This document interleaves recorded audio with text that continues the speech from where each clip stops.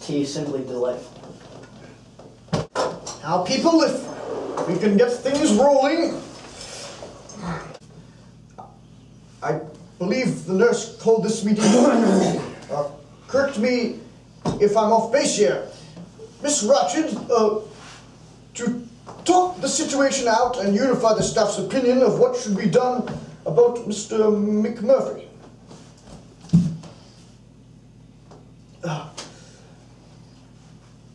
You fellows, I realize, you haven't had adequate time to arrive at a proper diagnosis of the patient, but you have had a chance at observing him in action. What do you think?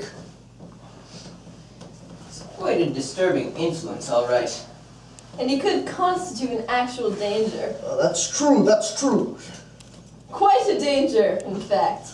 Keep in mind that this man performed violent acts for the sole purpose of getting away from the work farm and into the comparative luxury of the hospital.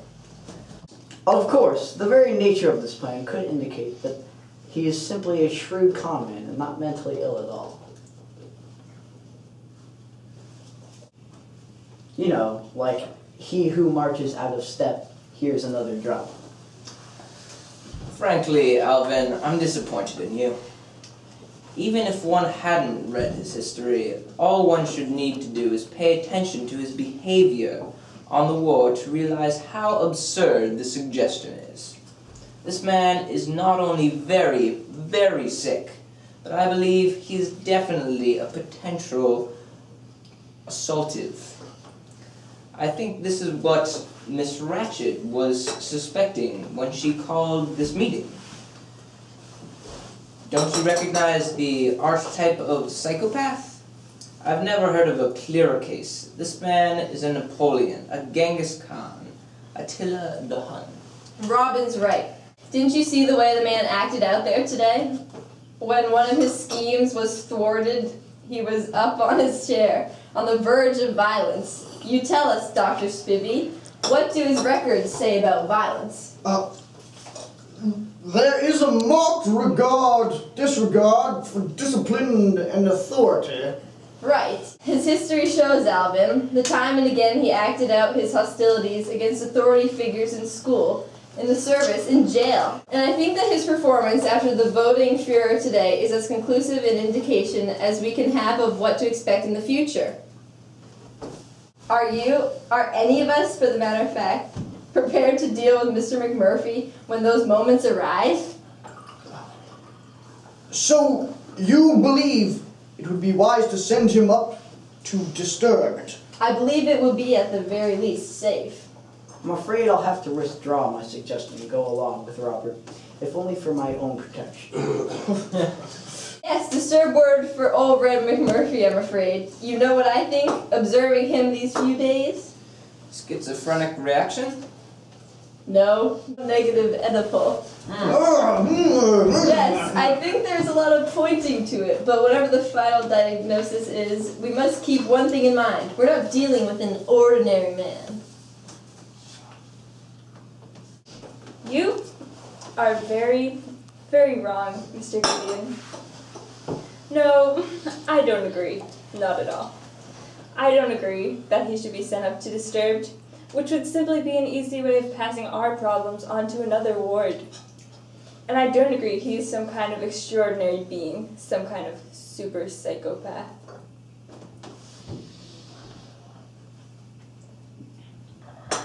I'll admit that my first thought when I began to recognize Mr. McMurphy for the disturbing force that he is was that he should most definitely be sent up to Disturbed. Now I believe it is too late. Would removing him undo the harm that he has done to our ward? I don't believe it would. Not after this afternoon. I believe if he were sent to Disturbed now, it would be exactly what the patients would expect. He would be a martyr to them. No, he isn't extraordinary. He is simply a man and no more.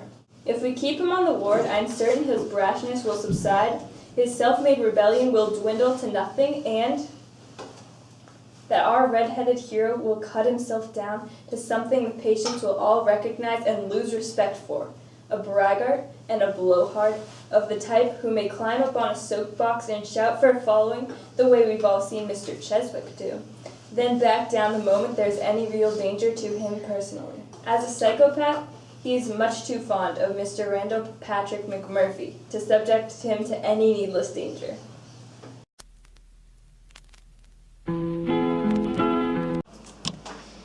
Boys, I've given a great deal of thought to what I'm about to say. I talked it over with the doctor and the rest of the staff, and as much as we regretted it, we all came to the same conclusion, that there should be some more manner of punishment meted out for the unspeakable behavior concerning the house duties 3 weeks ago. We waited this long to say anything, hoping that you men would take it upon yourselves to apologize for the rebellious way you acted, but not a one of you has shown the slightest sign of remorse. We must take away a privilege, and after careful consideration of the circumstances of this rebellion, we've decided that there would be a certain justice of taking away the privilege of the tub room that you men have been using for your card games during the day. Does this seem unfair?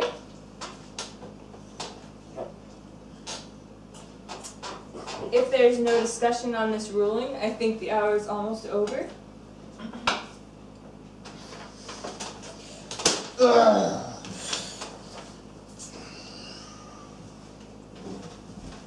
I figure I could use one of those cigarettes I bought this morning.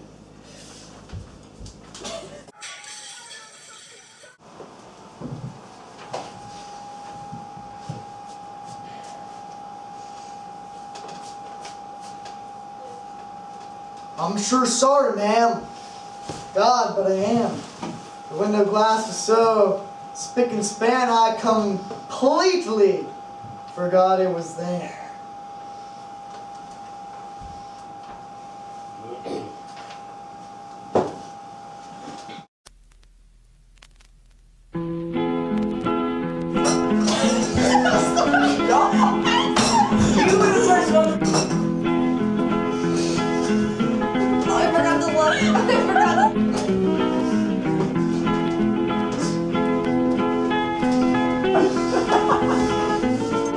Stop it! Oh, weirdo! Don't make any noise, huh? I think once I get off and I just lost it. I'm realizing that it's way easier to act like a crazy person when I have no lines to worry about. Can Matthew, can you play my part? Robin's right. Robin! Okay, oh my god. What? Claire, I can't. This can't stop. I mean, what are you doing? I hate you. What the heck am I saying? I can't even write. Read through it. No, he's just swinging. Do you have any whipped cream?